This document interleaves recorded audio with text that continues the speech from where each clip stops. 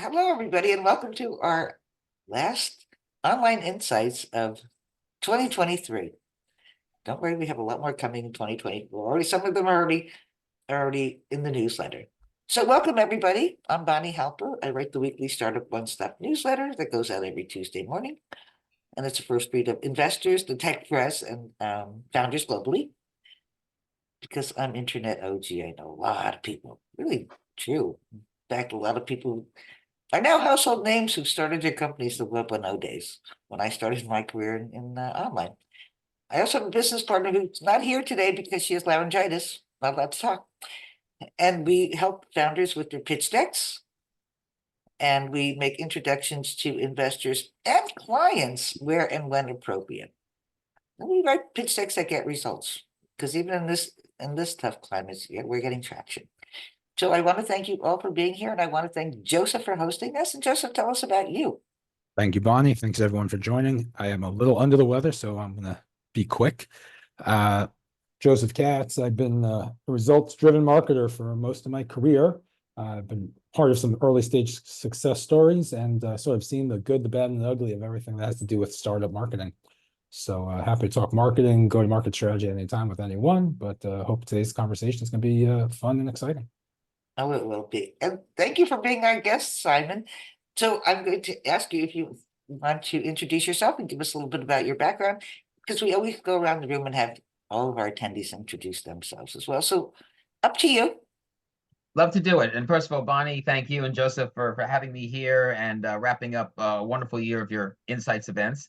And for those who don't know me, a very happy holiday season, by the way, to all of you. And whatever you're out to cause in 2024, you do it and a whole lot more. I'm Simon Applebaum, as Bonnie said, and it's been a wonderful honor. And I think in some ways a blessing to be covering the TV industry in different ways. Now coming up on year 43, going out the door, and going into year 44 10 days from now. For the most part, I did it for trade magazines such as Cablevision Magazine. Right, thank you so much. I'll let you go. So you can do Multi-channel news. Okay, thanks so much. Have a good listen, holiday. Thank you. Oh, Catherine, you're going to have to mute because I believe we can hear you. Sorry. That's okay. Okay, and that's okay, Catherine. And for the last 16 plus years, I've had the wonderful chance to showcase the world of television on a audio program, so I call it internet radio program and podcast called Tomorrow Will Be Televised, where usually on Mondays and Fridays at 3 o'clock Eastern, noon Pacific, on Blog Talk Radio, Spreaker, and TuneIn Radio on a simulcast. We have a website now, which we started over a year ago, tomorrowbetelevised.com, from the people at On Podium. And we are now on over 40 podcast sites. We started with iHeartRadio nearly 4 years ago. We then got into iTunes, and this year we picked up Spotify, we picked up Google Podcasts, Apple Podcasts, Acast, Odyssey, formerly CBS Radio, Amazon Music, Audible, and many other independent podcast platforms. And the whole idea of the program is it's all about the world of television, where it's at and where it's going. The heart of the program is live interviews, extended interviews with the people that make TV happen, whether it is show producers, show creators, network executives, entrepreneurs launching new television networks and services. We have pundits and journalists who cover the field as well. Our next episode is tomorrow, and tomorrow CBS is marking a very special anniversary. Tomorrow night they are presenting the 25th anniversary episode of Home for the Holidays. It's an annual music concert that is also an awareness campaign for having people adopt people in kids in foster care. We're going to have the executive producer who has been involved with this from the get-go. His name is Stu Scharberg. We're also going to have the head of the Children's Action Network, which is an organization that deals with foster care and adoption. She's also one of the producers on this episode, Jennifer Perry. We're also going to showcase a new made-for-TV movie called Christmas Couples Retreat. It is a movie that was shown 2 weeks ago, believe it or not, on Maryland Public Television. That's the folks who used to do Wall Street Week in Baltimore, Maryland. It's a very rare deal of a made-for-TV movie that shows up on public television that's made in the US of A. We're going to have two of the actors involved with that, one of whom, by the way, is making her acting debut in this film. So that's going to be happening. In addition to our guests, by the way, while our show is on the air, people can call in, ask questions, or provide feedback for our guests by calling in or using a chat room that runs throughout the program. We also, I'm happy to say, do other features. We do a news notes section, which is the latest TV news notes. We also have commentary. We do a takeaway of the week on Friday shows. We do a thing called Show to Know, where we highlight shows that people may not know about, but we think they're worth watching. And we also do a classic trivia question contest where every week we offer a question and you can win prizes if you're first emailing the correct answer. So that's what the show is all about. In addition, I also, I'm one of the writers at Media Village, which is the media leadership website founded by Jack Myers. Some of you may know me for covering the upfronts and the new fronts over the last decade or so in sort of a very breezy review format. And I also now am doing a weekly TV sports commentary on Sports Newswire, which is a daily show at 11 a.m. on Sports Grid Network, which is a service available on smart TV sets, device, and multi-channel bundles. So that's where I'm at. And Bonnie and Joseph, I'll turn back over to you. Okay, let's have our attendees briefly introduce themselves. Carrie. Okay, wait a second here. Hi, I'm Carrie Fox. My company is Stealth Pictures. I'm a writer-producer of intellectual properties. My current slate includes a David Bowie project, a Robert Frank project. I'm working on a fintech musical comedy for theater, and I'm working on a project along with Bonnie as well. And thank you. Michael, I'm not going to even try to pronounce your last name. Benny? Me, Deveni, yeah. I'm involved in new tech for about 20 years. Streaming, compression, VR, AR, 3D, as well as content and other new technologies.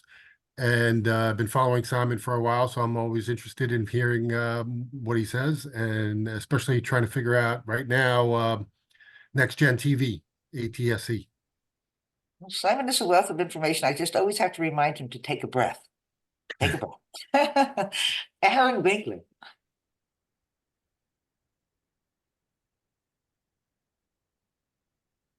No, Bonnie, sorry, I'm in a doctor's office. Aaron Winkler, Chicago-based fintech entrepreneur, have a fintech accelerator and a green tech fund that I brought on a couple of general partners to help run. Thank you. Oh, thank you. I'm going through my list. Andrea.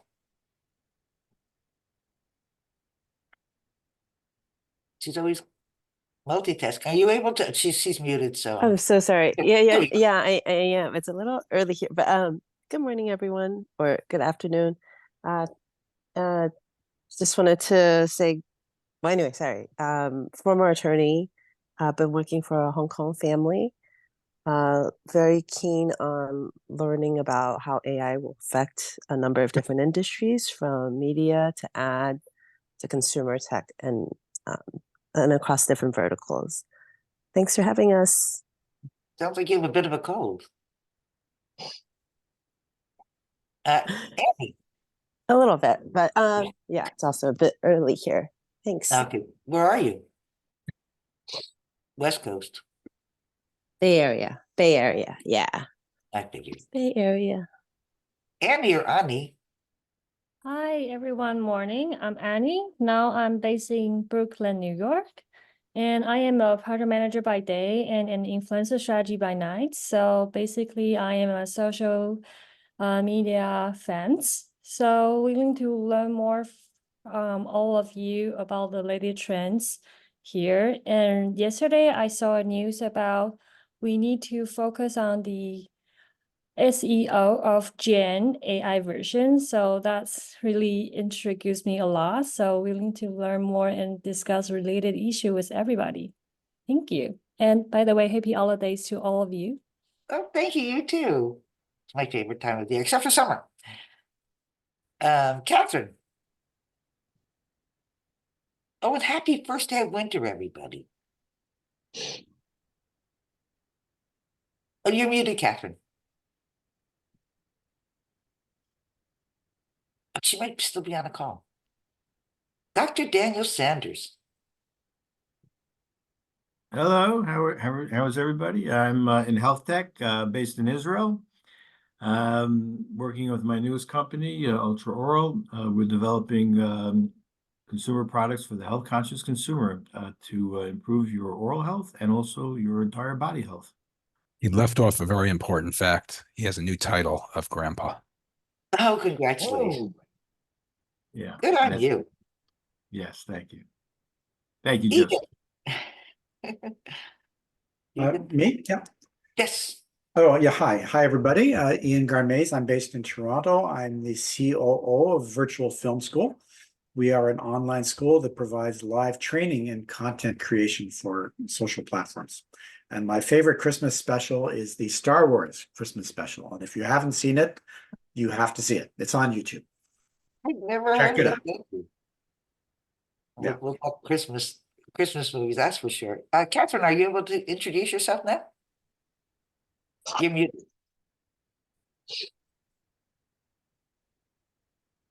I guess not. Sorry about that. I apologize. I did not realize I was on mute. I Oh, don't okay. know. I apologize. Oh, okay. So basically, I have my own company, ran international divisions for other companies in the media space before that. And I work with different creators in kids and family space globally, and working on various IPs for kids mostly, cartoons mostly. So Thank you. Mark Weisman, although I have to say that I can't bring myself to watch a cartoon Christmas movie. There's something wrong with that. Mark Weisman. Charlie Brown? No, except for Charlie Brown. Okay. Mark Wiseman, I'm Managing Director of Navidar. Navidar is an Austin, Texas-based investment bank focused on working with tech companies to do sell-side M&A transactions and capital raising. Although the capital raising we do is usually growth equity rounds or later. We leave the early stuff to Bonnie and her team, and actually made some introductions to Bonnie's partner. So love coming here and hearing everything. And Carrie, I'm surprised you chose fintech for the comedy. I thought that would be crypto, which could be a comedy or a tragedy, but maybe that's your next project. Well, it's a bit of both. I don't know how much you got Yeah, to talk. I think you're very insightful. Yes. Matthew. Hi, hello everybody. New to the group, Nick, who you'll probably hear from in a second, introduced me and said, "Hey, come along and join." So here I am. I'm out of New Jersey. My background is technology and marketing. I do a lot of work focused in healthcare, but starting to work in the U.S. charity space and virtual reality, and doing some projects with Nick and one of our other partners. Oh, thank you. We promise we won't haste the new guy. Promise. Yeah, it's all good. I think you called me Bonnie. Yes. Yep, Nick Roof out of New York, Westchester County. Worked with Matt for many years. Before that, did a lot of medical education, medical publishing, and now working on something for podcast scheduling and planning. So it's in the early stages, working on it still, and hope to have something soon. Good for you. Scott. Morning, happy holidays. I'm a sucker for Hallmark Christmas movies for some reason. Sit there and watch them by myself. Anyway, I'm Scott Purdy. I'm a founder of Cine, which we're creating a movie making application. We're getting ready to start doing the seed round, and it's going to utilize AI. We hope to have a social platform go along with it. I'm also an actor, currently working on a movie that we're picking up again in Reading, Pennsylvania in January, and that's about it. Thank you. Alex.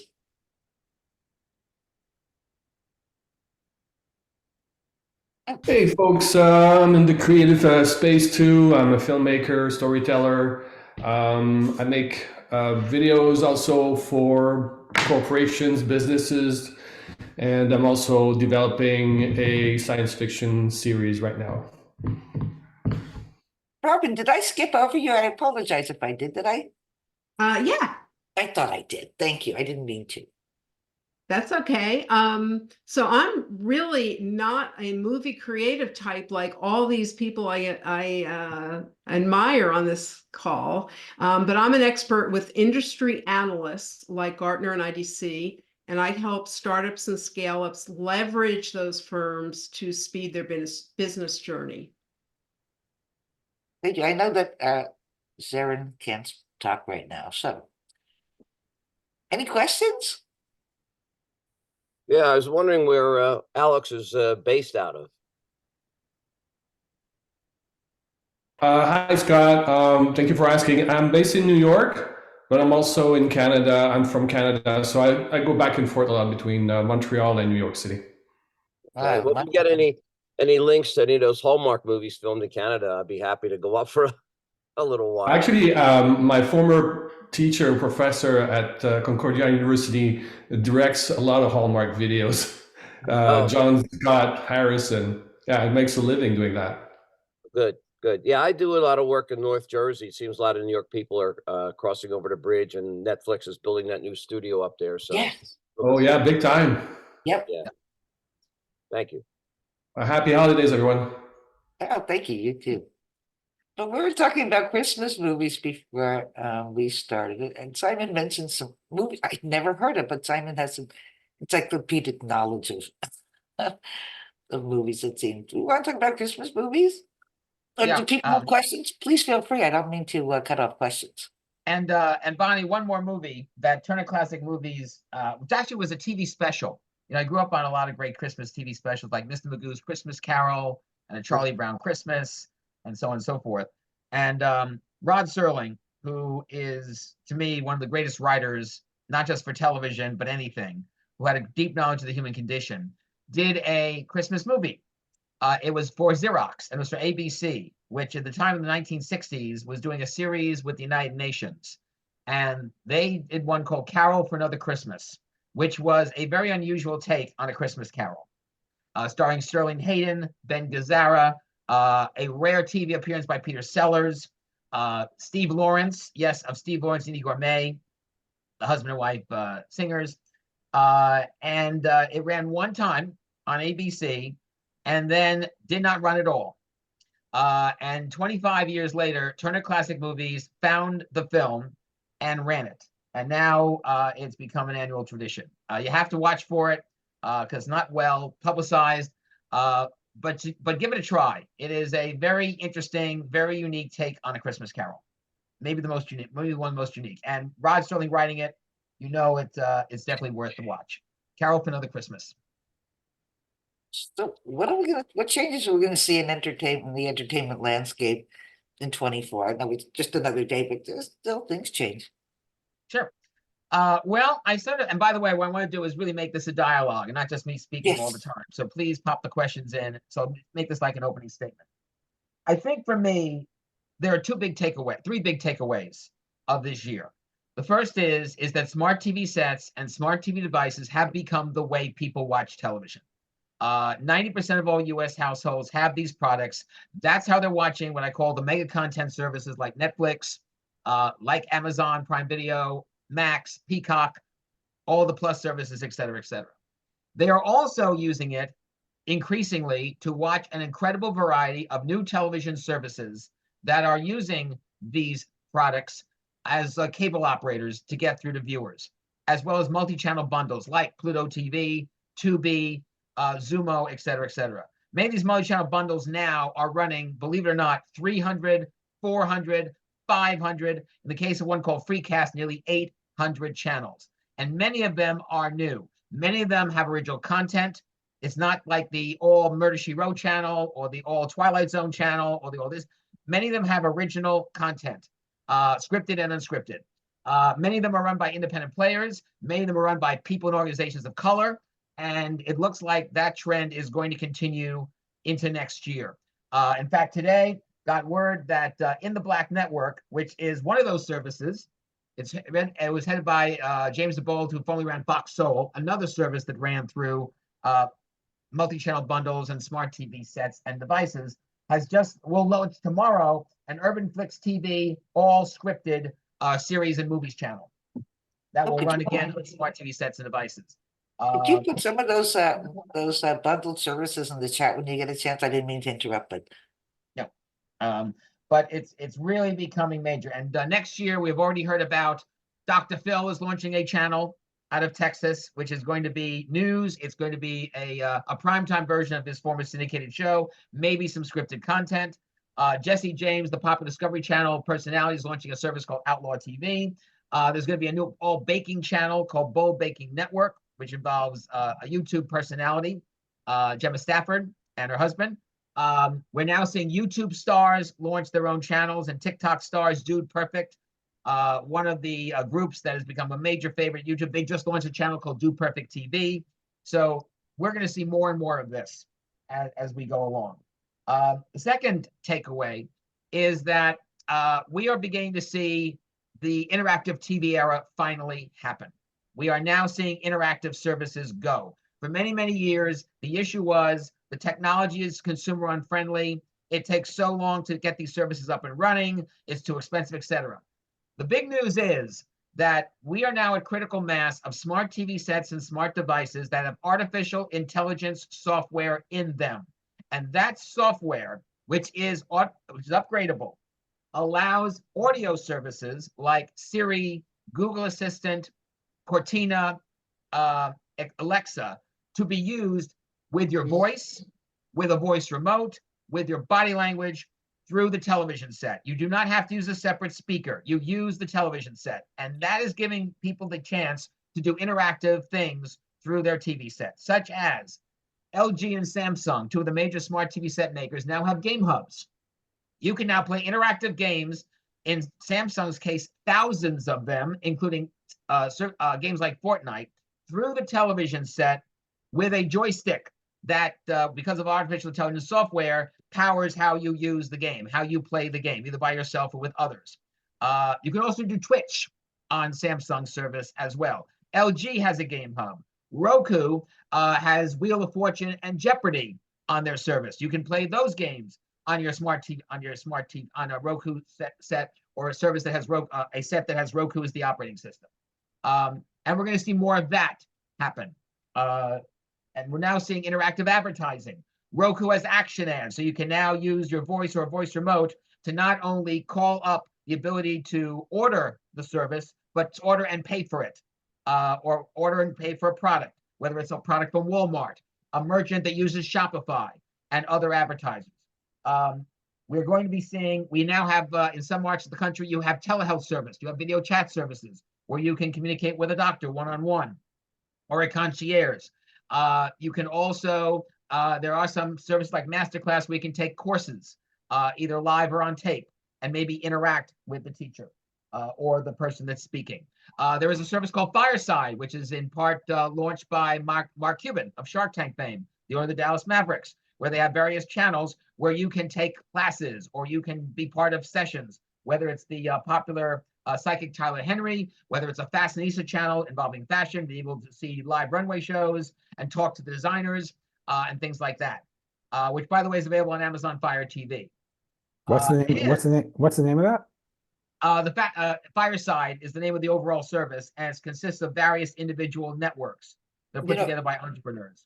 I'm going to ask you to do an email so that we can catalog all the services, and I'll send it to the attendees. Mark Weissman has a question in the chat. Sure, go ahead. How do you sort through all these TV streaming offerings to determine what's how do we sort through all these TV streaming offerings to determine what's best to use, subscribe in a capital efficient, i.e. cheap way? The smart TV set and device makers are getting better and better at what we call search and discovery.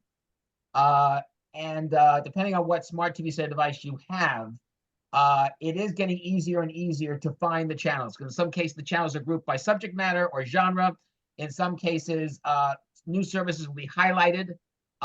Interactive ads are highlighted now on some of these on home screens of these various services, whether it's the home screen of the set or it's the home screen of the bundle. Yeah, I was going to say that. And it's going to get better and better. I was going to say, in the old days, we had this publication called TV Guide. And that's what we need. Catalog and keep track of all the services. Seriously. Totally. Simon, is there a generic name for this group of independent niche players?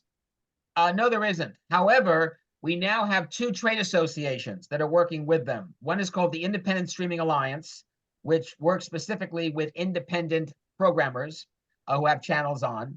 It will work on everything from trying to get them ad sales to promotion to being heard in by state regulators or by legislators.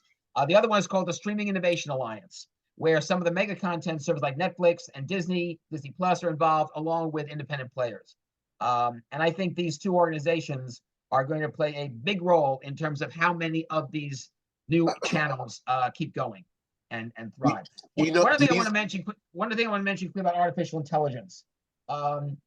Some of you may not have gotten this, but back in September, Amazon had a press conference in Vienna, Virginia, which was not covered very well by the media. And here's what they had to say. What they announced is that Amazon Fire TV is now using generative AI to do quite some interesting things with your television set. And I want to read this to you. With a quick tap of the Alexa button, or simply by asking Alexa, customers can activate what they're calling the ambient experience from the shortcuts menu and replace blank TV screens with helpful information and beautiful artwork. With that experience, customers can see glanceable information like their calendars and reminders, leave sticky notes for family members, control smart devices like a thermostat or Ring doorbell, play audio from services like Amazon Music, Spotify, and others, and much more. The experience can also turn the TV, into an in-home art gallery with no monthly subscription required. Today, this was as of September, by the way, late September, Amazon handed hundreds of new images to a growing collection of more than 2,000 free gallery-quality pieces of artwork. An expanded collection includes arts from Spain, France, Italy, other countries. Customers can also choose from motion graphics, landscape art, personalized, and always evolving dynamic art and personal photos. They can also create artwork, get this, just by using their voice with AI art. This is a free feature that is now available by the end of this year, and allows people to create video artwork on the television set. This is where we're going with AI. AI is allowing this whole new realm of interactive services, from games to the ability to order products and services, to ticketing, to telehealth, to teleeducation, to sports betting, to wagering, all sorts of things, including things that we can't even imagine right now. AI is, I think, the linchpin, the long-awaited linchpin to trigger this interactive service area, this arena, and finally have people go from being lean back with experiences to lean forward and lean back if they want. I guess the big question comes, does AI infringe on IP? Say that again? Yeah, I said it seems like one of the big questions would be is, does AI infringe on IP? In other words, the whole rights issue. Does it, like, once you step into that world and say you put something up that you have, that you control the IP of, do you then drop it into the AI void? Frankly, Carrie, we don't know. And one of the reasons why we don't know is that AI may be the most fastest moving animal that has ever hit television. Agreed. It's very clear that this was the issue that triggered the writers' strike and the actors and the SAG-AFTRA strike, because they believed that if you don't put parameters, even though we're still early days on this, and this is, again, a fast-moving target, that if you don't put parameters or benchmarks or guardrails, however you want to classify it, on AI and how it is used to create and produce television, that writers and actors, etc., will be obsolete. When I was talking about this on my Tomorrow Will Be Televised program, I used the famous Twilight Zone episode, The Obsolete Man, which takes place in a future society. Burgess Meredith plays a librarian named Wordsworth. What a great, and he certainly wrote the episode, where he is deemed obsolete and he has to be liquidated. And he has to set up his own execution. I won't give away too much, except it's a marvelous episode. Sad to say, the director of that episode, Elliot Silverstein, passed away last week. And that episode, incidentally, led to some major changes by the Directors Guild in getting directors more control over their program.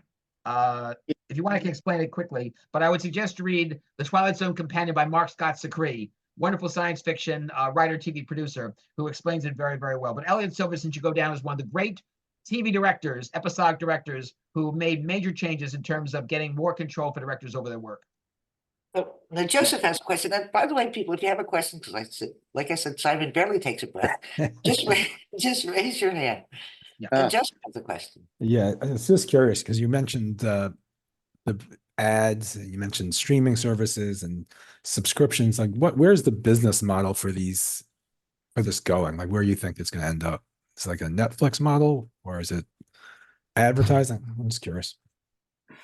For some of these services, it's going to be like an HBO or Showtime, a mix of subscription revenue and ad revenue.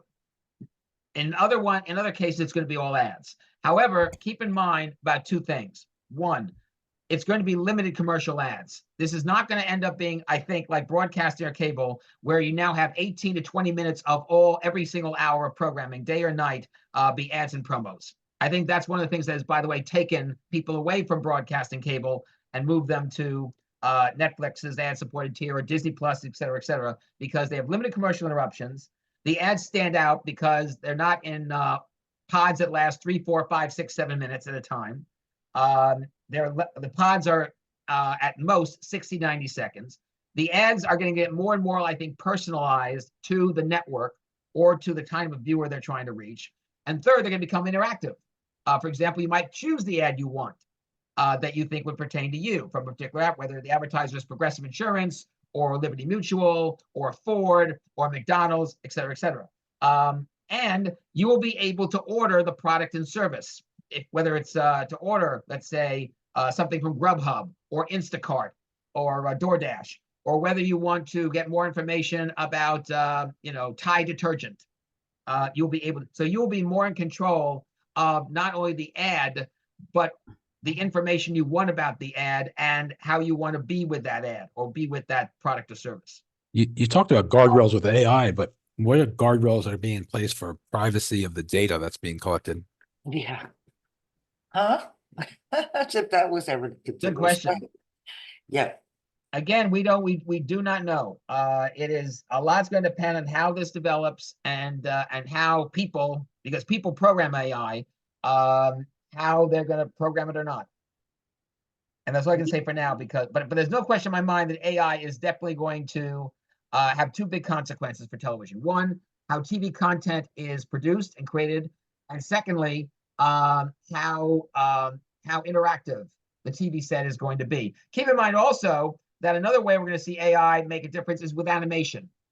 We are seeing more and more animated specials that the animation is live or it's generated live, and AI has something to do with it. For example, you may have known about the Nickelodeon NFL simulcast with CBS, which, by the way, there'll be two. One this coming week on Christmas Day, and then they're going to do the Super Bowl. In both cases, there's going to be animation involved, where the animation is going to be alongside the play-by-play and the commentator. In this case, Noah Eagle, son of Iron Eagle, and Nate Burleson. On this Christmas Day program, it's going to be the folks from Teenage Mutant Ninja Turtles, and on the Super Bowl, the SpongeBob SquarePants gang. And again, the animation is generated live on the fly, and I'm sure AI has a lot to do with that. Oh, I wanted to, Kenny got here late and I wanted him to give him a chance to introduce himself, and I see that Darren can now introduce herself as well. So, Kenny, do you want to introduce yourself? Or maybe he's busy, but go ahead, Darren. Hello, hi. Sorry, I was not able to speak before. I'm based in Switzerland, Zurich. I have a private banking background, and currently I focus on partnerships and business development for a few companies, mainly in the areas of asset management and e-commerce. So media is actually a sector we work closely with because of the multi-touch attribution technology enables extra revenue for the media companies to increase the profitability. Simon, I noticed that you haven't mentioned Apple TV, the new Apple network, which is doing all original programming. Yeah. I think Apple TV is on the march. More and more of their shows are getting critical acclaim. They have picked really good producers to work with. I've seen some previews about some of the new shows coming out next year. They look really good. For example, there's a new series that Steven Spielberg and Tom Hanks have worked on called Masters of the Air, which, if you remember Band of Brothers and the Pacific, in that sort of vein. There's a new series about Coco Chanel called The New Look with Julie Binoche that's coming out. There's a new science fiction series called Constellation. Right now, they've got two of the best science fiction. Speaking of science fiction, they have two of the best in that genre on the air right now. For All Mankind, which is now in its 4th season, and Foundation in its 2nd. both excellent shows. And they are going to, I think, they're getting more and more, obviously, Emmy love and Peabody love. Ted Lasso, won the Emmy the last 2 years for best comedy series. They're on a good streak, and I would suspect by the end of next year they will have an ad-supported format. And I think by next Prime Video will be launching a format next year, ad tier, limited ad tier. By limited ad tier, by the way, 3 to 5 minutes an hour of commercials. Again, no break longer than 60 or 90 seconds, which, by the way, is what it was all about in broadcast television back in the 50s. No break lasted longer than a minute. So in a way, we're going back to the future, if you will. I was going to say Amazon Prime already has Freeview, which has commercial. And Amazon Freeview is doing very well. Jury Duty, by the way, could be a sleeper win at the Emmys next month. The Emmys were postponed, primetime Emmys, because of the writer and actors strikes. And Jury Duty got a lot of nominations, and I think it might be a sleeper win in a couple of categories for them. It really boosted their profile. And incidentally, speaking of those services, Amazon, Prime Video, and so forth, I'll go back to Apple for a second. Apple also, their set-top box is getting more and more interactive with services. They have Apple Arcade, which is their own game service. You can play that on the television set. They have Apple Fitness. You can play that on the TV set, which is all fitness service. That's another, by the way, example of interactive television that's starting to pop. And you have also Apple News and Apple Music, which I believe will also, if not now, will be available on your smart TV set or smart device through your Apple TV set-top box.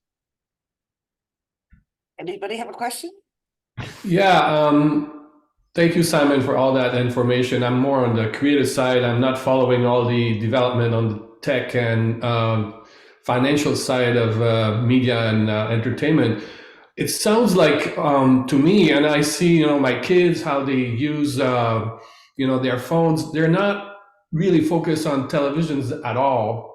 Like they're always focused on their phone. Sounds to me like there's a great opportunity here for a seamless integration between a big screen and your computer or your phone.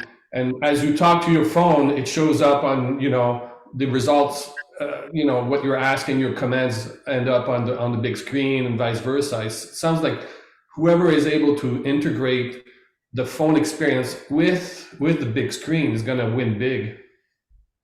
You raise a very good point, Alex. There is sort of a bit of division now among television executives and technology executives, whether we're going to have an interactive era where it's both the TV and the phone, or the TV and the QR code, which some people are advocating, like you said, or it's all done through the television set. And that's what Roku is betting on.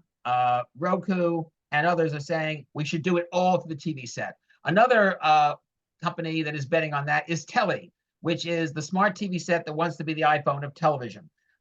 Telly was put together by Ilya Pazan, who was the creator of Pluto TV, one of the first of the multi-channel bundles. It is a smart television set, a super smart set that has two parts to it. 2/3 of the set is a picture. 1/3 is information that's printed on the screen. It could be sports scores, it could be news headlines, it could be the latest betting tips, sports bets, recipe tips, etc. And Telly is the idea of Telly is you get the set free. In order to get the set free, you must give them information about yourself, your likes, your dislikes, kind of thing, within privacy guidelines. And then on that bottom part of the screen, 1/3, that personalized information is dictating what advertising you get. There's an interactive ad that you trigger at the lower right-hand corner of the screen, what stock quotes you get, what news headlines you get, et cetera, et cetera, et cetera. The plan originally for Telly was to get these sets out to 500,000 people by the end of this year. That is not happening. They right now are in 6,000 people. 6,000 people across the country have it, including a lot of Gen Z people. From what I understand, the Gen Z folks, going back to your point, really like this. And incidentally, in addition to some of the interactive services they're getting are games, video chat, and they're going to have the ability, like the iPhone, to get new apps added every month, including possibly a sports betting app, including the possibility of ordering products and services, smart home, be able to monitor their smart home or apartment appliances, from the microwave oven to the washing machine to the front doorbell. And the goal is still, despite not getting that 500,000 person benchmark, is to offer millions of these sets free to people at some point before the end of next year. If they can do that, I think they're going to really disrupt the whole smart TV environment. Because even though the price have come down for smart TV sets and smart devices, to the point where, for example, you go to Best Buy, you can get a good set, 55 inches for like under $100. If they offer this free, you better believe that Samsung and LG and Vizio and Sharp, which is now back in the game, making sets in the United States, they're based in New Jersey, by the way, that they will, they may try the same thing. And if that's the case, you're going to see, I think, some very exciting things pop. I also think you're going to see the smart TV set and device makers tout their products more. One of the interesting things about this whole smart TV situation is that 90% of households have embraced these products without a lot of promotion, without a lot of publicity. If you watch television regularly, you see a lot of ads for Samsung phones. You don't see them for Samsung smart TV sets. You see ads for LG appliances, not for their smart TV sets. Vizio just launched their first smart TV campaign in 10 years. Same thing with the bundles. Fubo TV is advertising a lot on ESPN lately and on other networks. I think you're going to see a lot more promotion and marketing to differentiate what Samsung does from what LG does, what Telly does, et cetera, et cetera. So keep your eye on Telly. I think a lot of buzz inside about what they're doing. A lot of advertisers are very excited about it. And if they go forward and get this set to be able to amaze the households, and it works, you're going to see a big revolution out there. They, by the way, were at Ad Week New York. They set up sets around the whole Ad Week New York area 2 months ago, and they got a lot of good reception for it. And Nicholas posted the posted in the chat the app version. Matthew, you have a question, and so does Terry. Sorry. I was curious if you knew, and maybe I missed it, what held up their not being able to hit their goal this year. Was it supply or was it demand issues? I'm not sure. Okay. Dallas Lawrence, who is the chief strategy officer of Telly, was on my show a few weeks back, and we had them on, by the way, him on when Telly announced itself back in May.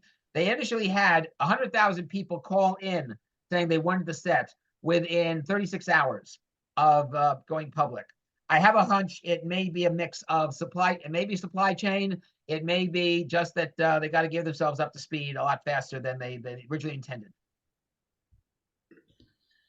And Carrie has a question, I believe. Yeah, hi.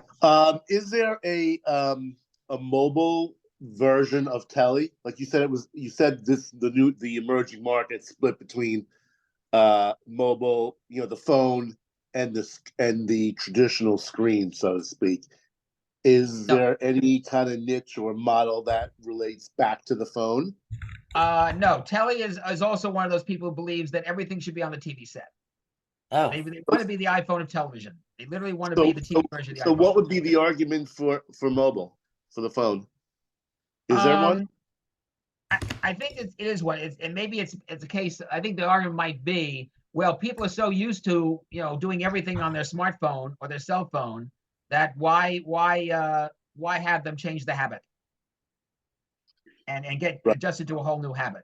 And then on these other sides, hey, people using are going to get interactive services. They're already used to, for example, playing games this way. Why not go all the way? So you have yin and yang on both sides. One other thing too, going back to an earlier question, there is another project that I think is also worth keeping an eye on. It's called Next Playground.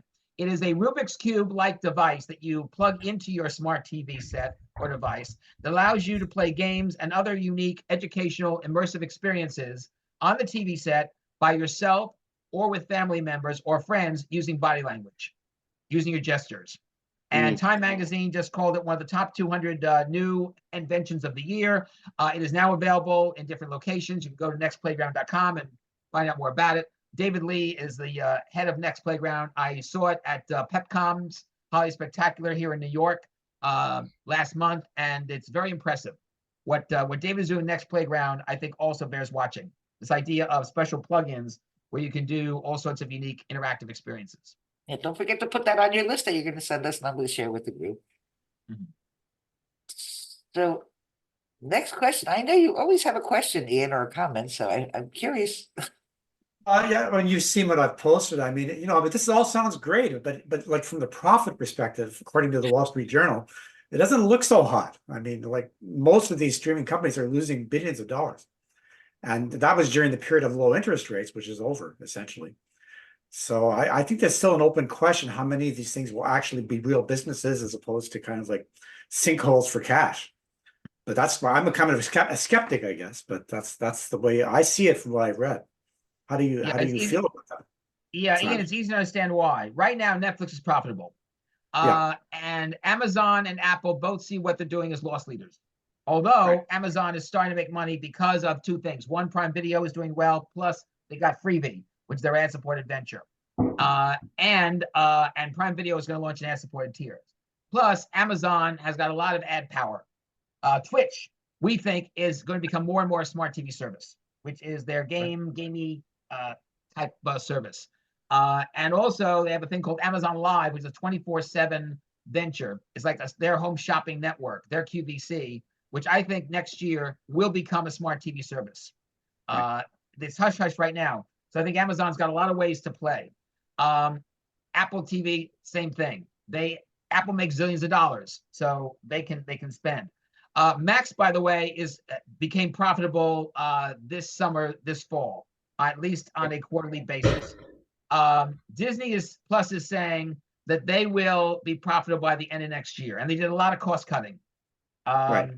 And I think there was questions about Paramount Plus in light of the new stories that came out yesterday that apparently there was a meeting with Warner Bros. Discovery and Paramount Global. Paramount Global headed by Bob Bakish, Warner Bros. Discovery headed by David Zaslav. Apparently they had a meeting this early, like a day or two ago. There's now a lot of speculation that maybe they will merge. There's also speculation that Paramount will sell BET again. Byron Allen has apparently placed one of the major African-American entrepreneurs. He's got his finger in everything, including a wonderful bundle called Local Now, which is growing and growing. He's made a $3.5 billion bid. He tried to get BET early this year, along with people like Tyler Perry and Sean Diddy Combs. Paramount pulled back. Now it looks like Paramount may finally sell BET. And by the way, we're talking about BET Plus, their Netflix kind of service. BET Studios, which is people like Kenya Barris involved. VH1 is also part of it. BET Her, which is their Lifetime type network. So all that could be on the block. And somebody like Byron Allen or Scott Mills, the current head of BET Networks, is working with an investor group to try to buy it for like $2 billion. So keep your eye on that. But I would say of all the Plus services, Paramount Plus could have an issue if this merger does go through. And Crackle may have an issue because of issues financially with Chicken Soup for the Soul Entertainment, their parent company. So there might be a little shakeout here. But I think right now, most of the what I call the mega content services, I think are either profitable, close, or they're working. They have so much from their parent company that they can be loss leaders for a little while. I'm just curious what news sources you follow to stay on top of all this. Is it Variety or other entertainment publications? Yeah. Every day I check out Variety, Hollywood Reporter, Broadcasting Cable, Next TV, Deadline, Hollywood Daily, The Wrap. I check out CNET. I check TechCrunch. Either once during the day or like morning and then around 4 o'clock in the afternoon. I also check PR Newswire and BizWire. They're good sources too, particularly in terms of new events that pop up. So quite a lot of Vox also. So it's a good thing to do, is to try to get a well-rounded picture of where things are at, to check all those sources out. Great, thank you. How much coffee do you drink? Iced tea more than coffee. Iced tea more than coffee, Scott. It sounds like you don't sleep. One thing I also want to bring up is CES. We are less than 3 weeks away from CES 2024, which is the Consumer Electronics Mega Show. Latest word is they're expecting 130,000 people to be there. They're expecting 3,500 exhibitors, about 1,000 plus new or startups. And I think this is going to become a very, very important deal for the smart TV set and device makers. Because right now, frankly, I think one of the big problems we have in journalism is that the technology and entertainment journalists are not following the smart TV movement. They're not following the smart device movement. You rarely hear stories on CNBC or Fox Business. You rarely get stories on Bloomberg. You rarely get stories on Cheddar or on TechCrunch or Engadget, et cetera, et cetera. And I think part of the problem is what happened this year with CES, where some of the smart TV set makers made announcements and did not back them up in their presentation.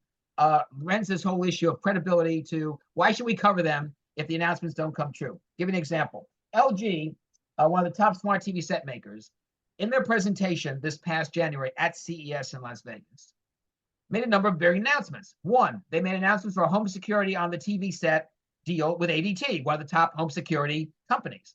They announced a deal with Sansar, S-A-N-S-A-R, which is out to cause metaverse on the TV set applications. They also announced, we're going to do an app that will allow you to trigger your washing machine.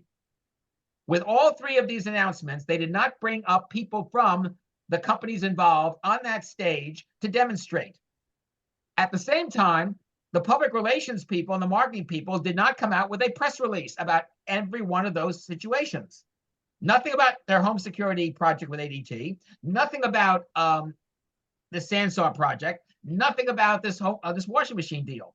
And that came on top of what they did in 2022, when during their presentation, they came out with a project called Home Hub. And this idea would be a personal video assistant on your television set, 24/7. And unfortunately, again, they did not showcase it at their presentation, and they didn't come out with a press release on it. Believe it or not, this year, they had Home Hub as a screen on their video wall during their presentation. And again, they made no reference to it. It's like the executives of the company are on one level, and the PR and the marketing, the promotion people are on a totally different level. And that's got to change. That has got to stop. Samsung, same thing. Samsung was going to announce this project called Smart Things, where you could do different things on your television set, whether it's fitness, health, programming, or maybe the ability to order pharmacy products or talk to a doctor or somebody, a health professional on a regular basis. And again, they didn't demonstrate it. They didn't showcase it. We're already getting thoughts about Hisense doing an interactive classroom on the TV set. And I hope that when they have their presentation, they're one of the first, by the way, scheduled for CES next year, that they show it. Because they don't show it, again, to the journalists, why should I cover this? Because I don't see it. So I think the smart TV set and device makers have got a major opportunity on their hands to right the ship. And if they're going to get whole hog in interactive television, they've got to demonstrate it at CES. And then they have to show it here in New York and in LA and other parts of the country to the press and the public alike. Because they don't, I think, again, it raises credibility. And this is what you don't want. I wanted to make a comment. You're talking about all these devices being controlled by the television, blah, blah, blah, and we're seeing it get, the Internet of Things hooking up more and more. And it reminds me of two things. One, the X-Files episode where the home just, turned against the homeowners. And B, not too long ago, an Alexa owner was accused of making a racial slur, which was not true. And they shut down all of his devices for a week. Well, who owns the device? Then how much power are we giving these tech companies? And where's the concern? That's a great point.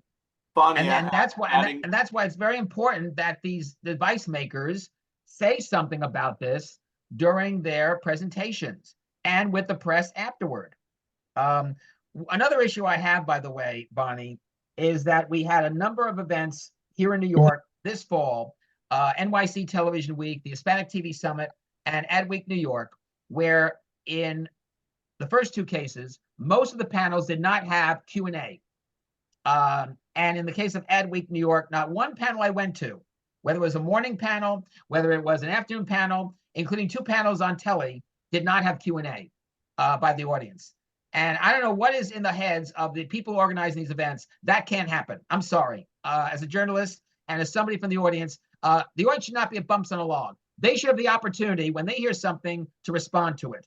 And for these events to sort of go into this idea of, we're not going to talk about it, we're not going to do Q&A, no matter who the guest is, what the panel people are, that's ridiculous. And that really is an affront to the audience. It's an affront to the companies involved, and it's a black mark on the organization. I hope this does not happen.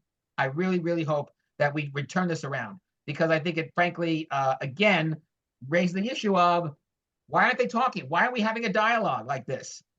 It should be standard for any event happening in New York or Silicon Valley or elsewhere. You know, give the audience time for questions, give the audience time for a dialogue, and understand what's going on. They don't want to know. Look, California stopped monitoring the number of accidents caused by self-driving cars because there were so many of them. So now they're not they're not counting them anymore. Carrie had a question that he posted in the chat. Carrie. Yeah. So my question, I'm going back to the last topic you were talking about, which was the super smarter TV sets. So, and again, it relates to something you said even earlier. So, with all this advent of the smarter TVs and whatnot, do they at all address the millennials and Gen Z, or is that strict? Or are they really looking at boomers X and Y as the market for the smarter TVs? You know, Carrie, go ahead, Bonnie. I was going to say, I saw an article recently where Gen Z, they're not watching everything streamed on their phones. Well, that's what I'm referring to. I read the same article. Yeah. You know, Carrie, I think that the smart sets, people are getting wise to the fact that they're reaching all audiences. I mean, you don't get to these devices do not reach 90% of all U.S. households if they don't reach Gen X, Gen Y, Gen Z, millennials, African Americans, Latinos, Asian Americans, gay and lesbian, et cetera, et cetera, et cetera. Again, and what's amazing again is that we haven't seen a lot of promotion and marketing and public relations and news articles about these products, and yet they're reaching. Why? Because something about the product is hitting home with the consumer, no matter where that consumer's background is. And and by the way, I am hearing that yes, Gen Z people do watch smart TV sets. They do watch Netflix on their smart TV, or they do watch this channel on the smart TV set devices. And by the way, when it comes to diversity, African American, Latinos, Asian Americans have led the way in terms of adoption of smart TV sets and smart devices. All the research points to that. Okay. Next question or comment? In fact, Andy posted that article that I saw about Gen Z. Alex is saying that they watch both at the same time. Yeah, we are in a multitask society, by the way. So that's not surprising at all. That's understandable. I have a super quick question. And actually, one other thing, Annie, you should know TikTok is more becoming a television service. Yeah. In fact, there are smart TV sets Totally that carry agree TikTok. to that. And YouTube as well. Totally And agree. Zoom. Yes, and Zoom also. And you're going to see video chat. I think this is the year coming up, the video chat might explode because you're seeing more TV sets take Zoom, and you're seeing more smart TV devices take Zoom, other video chat. I mentioned Telly, Apple TV has FaceTime. That's up now, part of their set-top box. So I think video chat has got an opportunity to really explode. Really take off this year. Yeah, what about the role of individual content creators? So we haven't talked about that much, but it seems to be growing. There have been some crossovers, like content creators who've gotten shows on Netflix, Hulu, etc. Yeah, Ian, thank you for bringing that up. You know, in recent weeks, particularly since the end of the strikes, there's been this circulating that the era of peak TV and plentiful TV, scripted TV is gone, or it's not. I got news for you. People are going to eat crow. I have seen more press releases in the last few weeks about new projects being started, Netflix, Amazon, Prime Video, other people launching new scripted shows. We're seeing other networks that might step up to the plate, like, for example, this UrbanFlix service I mentioned earlier. That's original programming. That's original programming developed by African Americans. We're seeing more efforts to create incubators for writers, producers, directors to create shows. There's a project that just got launched called the Wonder Project. $75 million is being spent by Lionsgate, by Jason Blum of Blumhouse Productions, Blumhouse TV, United Talent Agency, one of the top talent management agencies in the country. Powerhouse Capital is a venture capital firm. I want to say more about that, by the way, in a bit. The role of VCs and angels in getting content and technology for TV projects started. Yeah, we do want to hear about that. Thank you. Yeah. And the Wonder Project, by the way, it's a project called the Wonder Project. The idea is to create faith values, scripted programming, series and movies for television, for various services, and maybe for their own network. And I had a chance to meet with their chief content officer, John Irwin. They've got a lot of response from people who want to do shows for them. They see what's happening in terms of projects like The Chosen, which was crowdfunded, has had a great run on Netflix, on the CW as well, other places in television, and they think there's a great marketplace for that kind of. And you're going to see this, and you're going to. So again, it's another source of development of television, of scripted TV. So I think a lot of people eat crow next year when they see how much scripted television gets going. I don't think the era of PTV is gone. Right. And it can't be gone also where you have more people of color who want to get in. We're seeing projects from African American organizations, from Hispanic organizations, Latino, Asian Americans, Native Americans. One of the stories we've covered is Red Nation, which is the Netflix for Native American content. We had Janelle Norman on a few weeks ago. They may be very close to launching a scripted television series or two. They want to really make that very, very special in light of the hits like Reservoir Dogs, and so on and so forth. And Marvel has a new show called Echo, which is premiering next month on Disney Plus. Native American superhero, female superhero. So you're not going to stop that. We are not stopping the effort to try to bring more and more people of color, organizations of color into television. Oh, Andrea had a question. Oh, you're muted, Andrea. Yeah, hi, sorry. Just a quick question as to what the advertising model as it is now, do you see any disruption to that? I mean, with the recent fallout between Disney and X, right? And who, like, how do you see that? How do you see, I mean, what do you see in that space, I guess, in that, you know, whoever came up with the advertising model, can it ever be disrupted? Can it ever, do you see a different way of doing things for companies that want to get the eyeballs? Is that the only way? Yeah, I think it's going to get disrupted in a number of different ways. We're already starting to see that. Number one, I think ads are going to become more interactive, and you're going to be, as a viewer, be able to pick the particular ad you want to see from a particular advertiser or sponsor at any given time. And you're also going to be able to, and I think something else that's going to happen is that the advertisers are going to go to networks that can sell their product, that can sell their service. And they also want to stand out more. They do not like this, what's going on with broadcasting cable, where they have too many ads, too many ad breaks, and too many ads in the break. It's really it's as I said, driven people to other networks, including the mega content services with their ad tiers. And it's also driven people crazy. They want more relevance, and they want to stand out in the environment. And the way they'll stand out is to go to networks that will give them the opportunity to stand out, to try different formats, and also maybe do more storytelling. One of the most interesting ads, I really call it a message, that has come out recently is a holiday to remember from Chevrolet, the Chevrolet division of General Motors. A couple of years ago, they came out with one called Holiday Ride, a marvelous spot, 4 minutes, brilliantly done.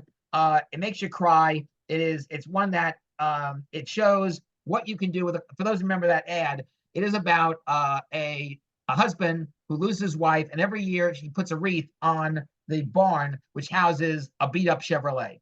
And one year the daughter decides, I'll go to the people in the town, his friends, and let's take the car out and let's polish it up, make it good as new.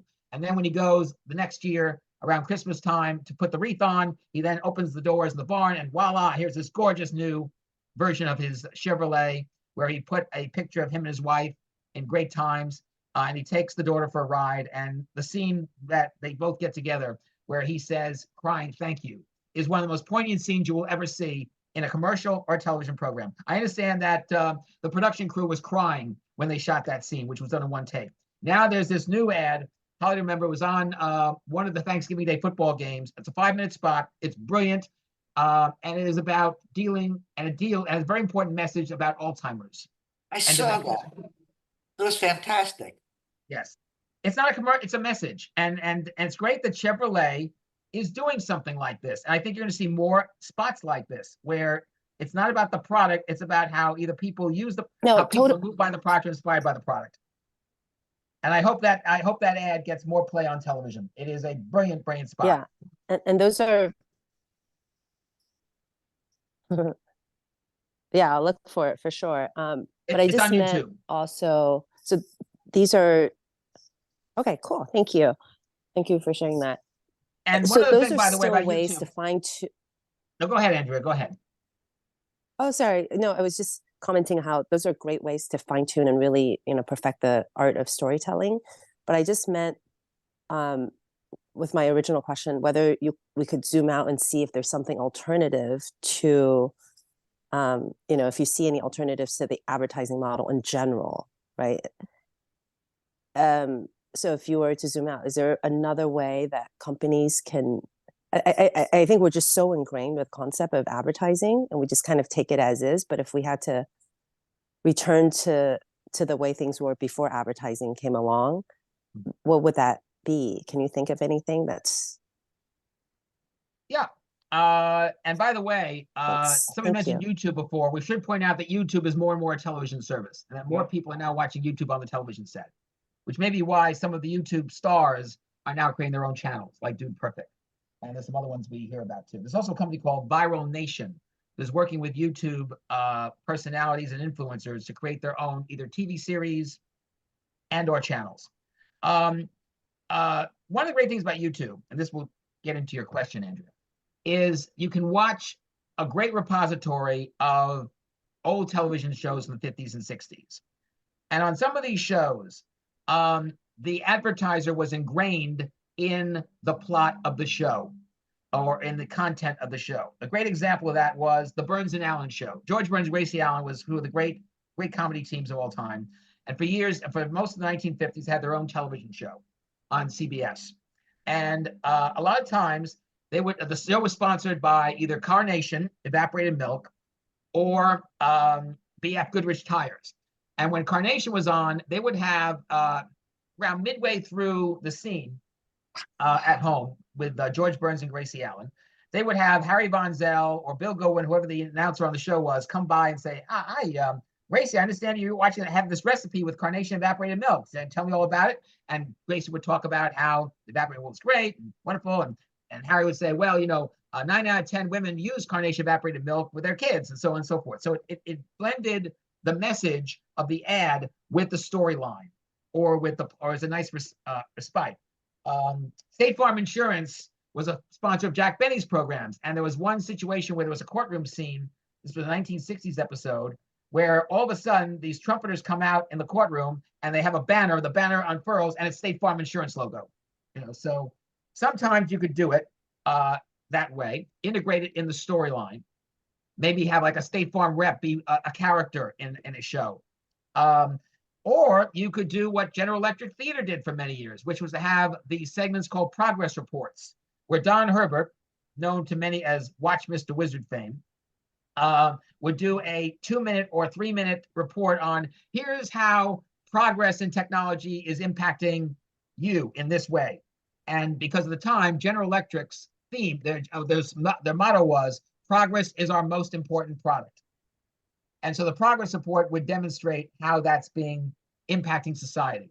So you can have these kind of things, like integrate a character, let's say from a company into the storyline, or perhaps do a technology report about here's how GE technology or Rayon technology or IBM technology is impacting people. Or do a what Chevrolet did, do a story that sort of incorporates the car or incorporates the spark plug from AC or whatever in the piece. So you have a lot of leeway, Andrew, to disrupt advertising in beyond the 30 or 60-second spot.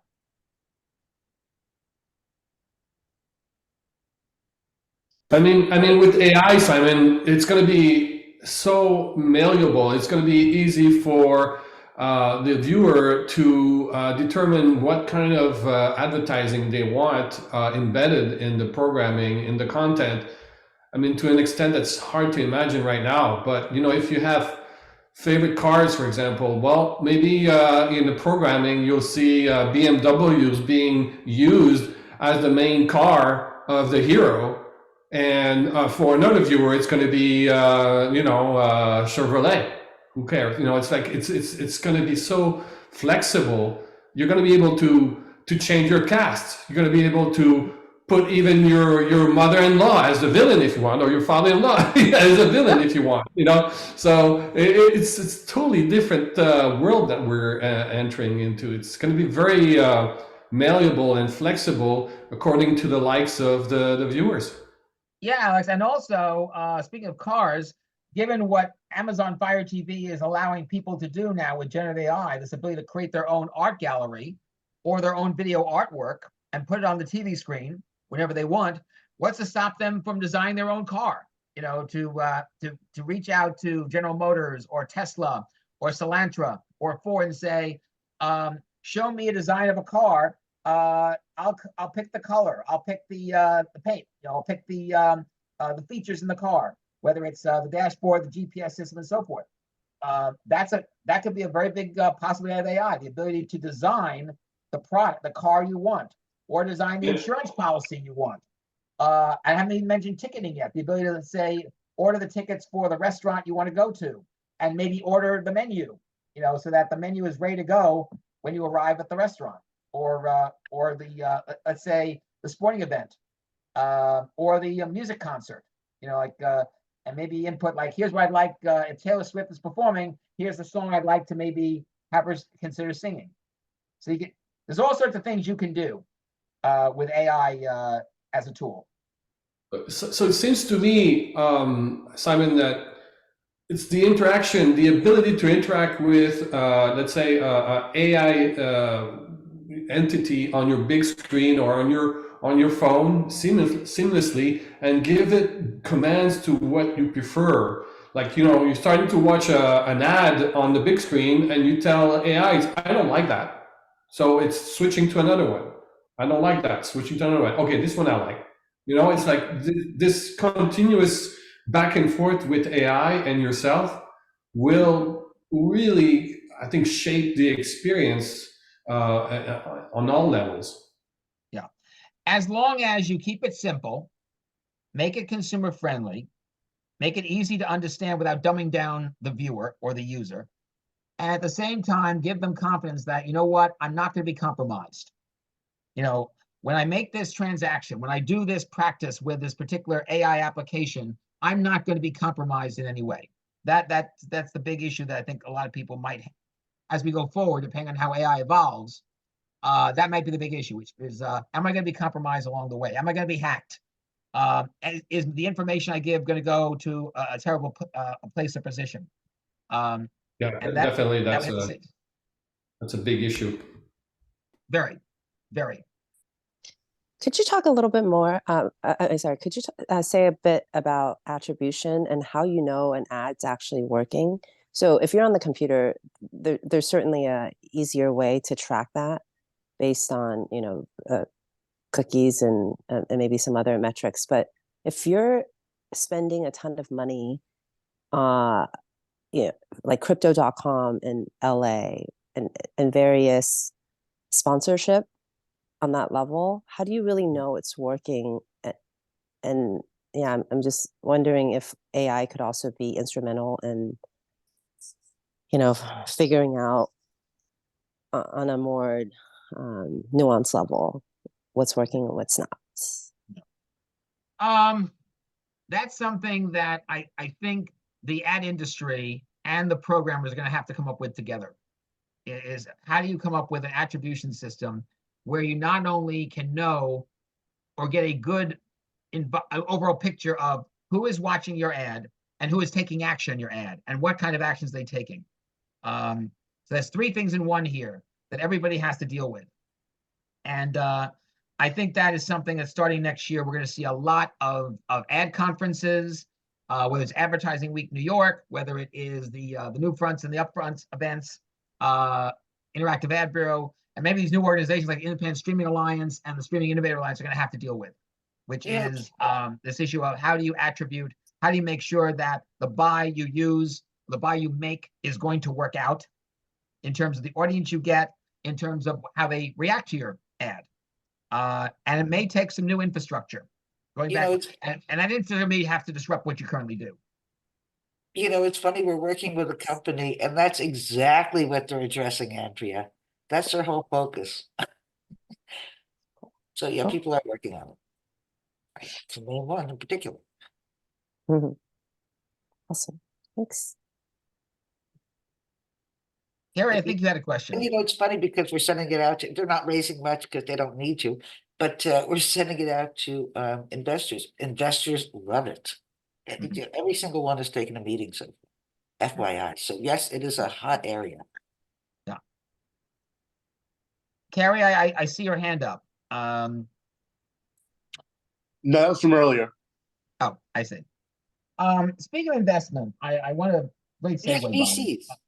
Yes, I do.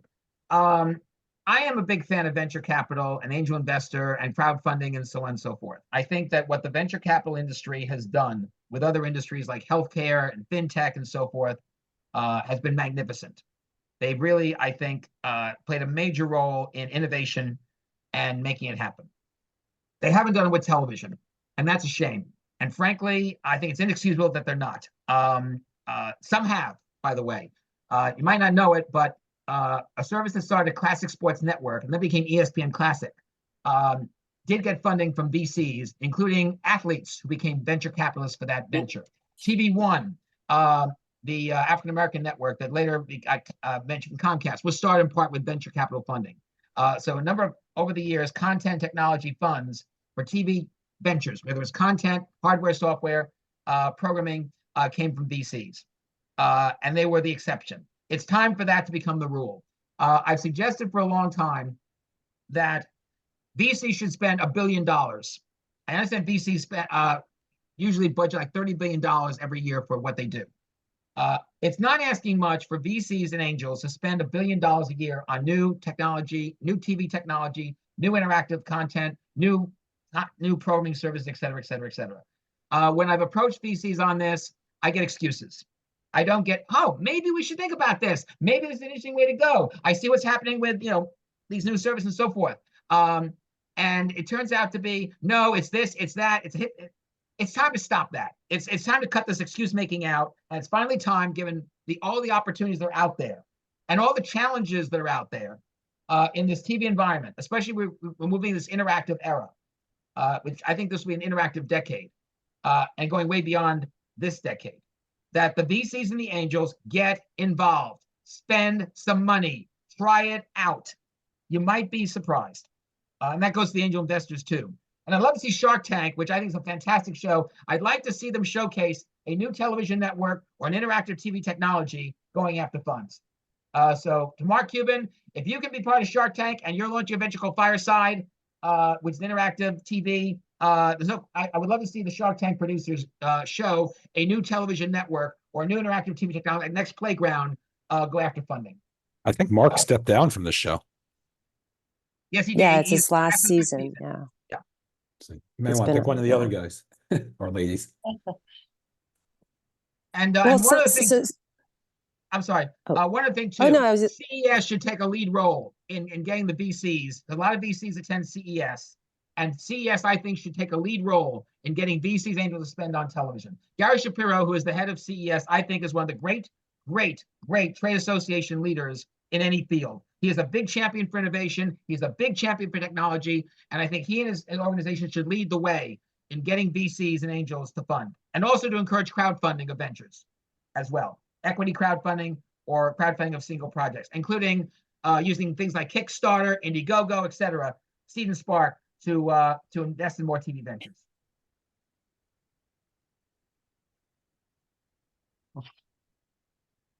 I got a concept to compete with Shark Tank. Let's hear it. I'd love to show it to someone who's interested. Interested by in the way, seeing it or there interested is in investing?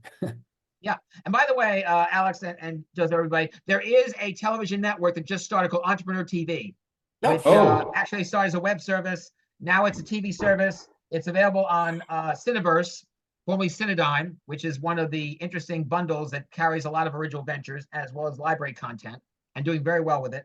And I had the people from Entrepreneur TV on, and I know they have a show called Elevator Pitch, which they actually started on the web, David. and that's part of the service. It's a Shark Tank-like show. Yeah. Yeah, I think it's with David Meltzer, right? Right. Yeah, that's nothing new. What I have is much more innovative than that. So I need to show it to some people who are into funding. Right. Yeah. For creators like us, it's not always easy to access, those in power who can open the doors for you. So, it's a little frustrating at the same time. Yeah.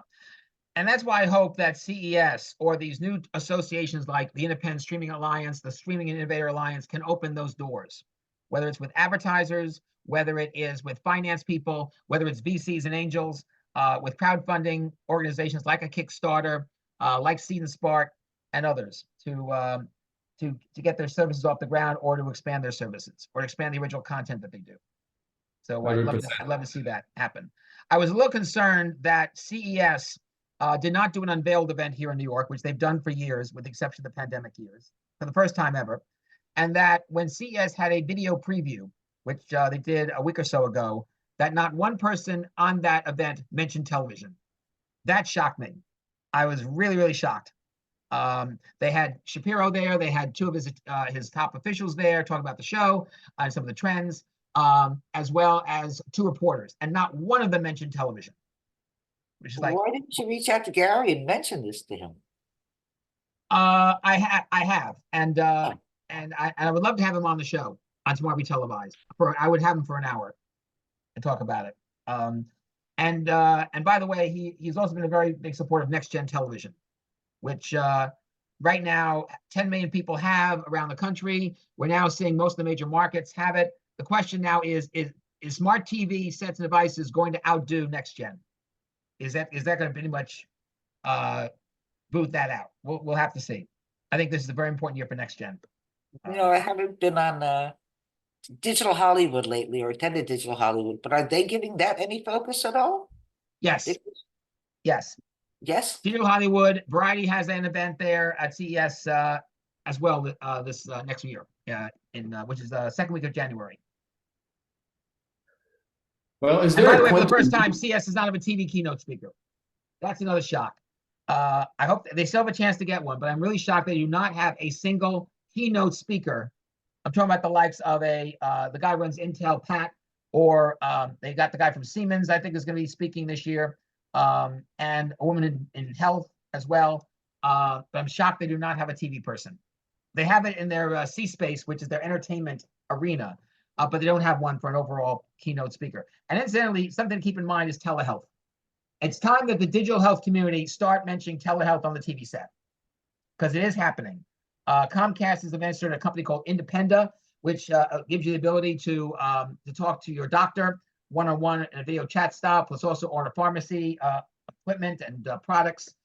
There's MedSign out there in a couple of areas around the country. It's time that the digital health community make telehealth on the TV set a priority, or at least a point of conversation. It's been a great conversation, Simon. Thanks for your time. You're welcome. No, Alex, you you're about to ask a question. I'm sorry. No? Well, Oh, I thought I'm you gonna, I'm gonna wish everyone a happy holidays. Yeah, everybody, happy holidays. We can do this. Does anybody have one last question before we have to sign off? And yes, no?